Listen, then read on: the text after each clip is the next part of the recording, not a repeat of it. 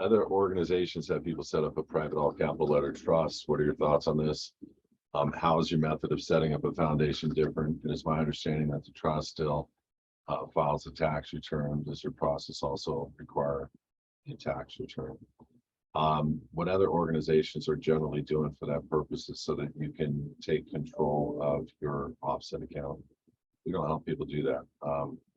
It's different from the foundation because our foundation is unregistered, unincorporated, private, unsuable, all the way across the board. So basically, you have the ability to um, be 100% bulletproof, and it is registered as a church entity. And this is why we have people fill out a statement of faith. If they can't give us a statement of faith, what we do is a private trust for them. It's like maybe a level 4 compared to a level 5 Kevlar.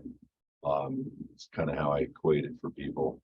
I've never seen a private trust get pulled into a court. I've never seen a foundation get pulled into court.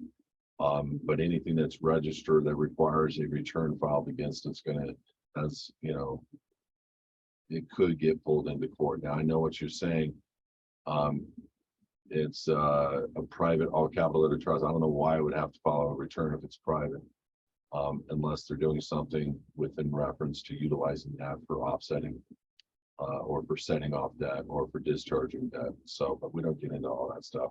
We just want to give people the vehicle to be able to operate, receive compensation, because everything in this world belongs to God. And by doing that, by structuring it up this way, and by not contracting with a registered organization through a company, you're allowing for yourself to do a W-9 with that company, or to set up a quote unquote enterprise in which you can receive funds from every different direction and be able to not have to file a return and use those for the purpose of God's glory, or use them for the purpose of paying bills or putting your assets into the name of that foundation, and then pay all the bills of the assets for the foundation through the compensation that was received within the foundation. So it's never seen any of them. We've done thousands of these, never seen any of them have any issues because there is zero jurisdiction. And I actually had a decent debate with an attorney or an attorney wannabe, but he was very knowledgeable on these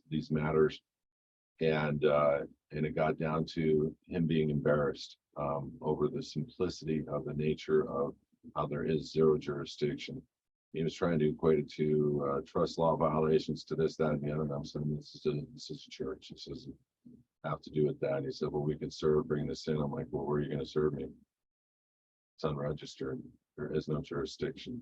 You have no jurisdiction over this trust. You can't name this trust on the document, because there is no jurisdiction. And we just went back and forth for like 5 or 10 minutes.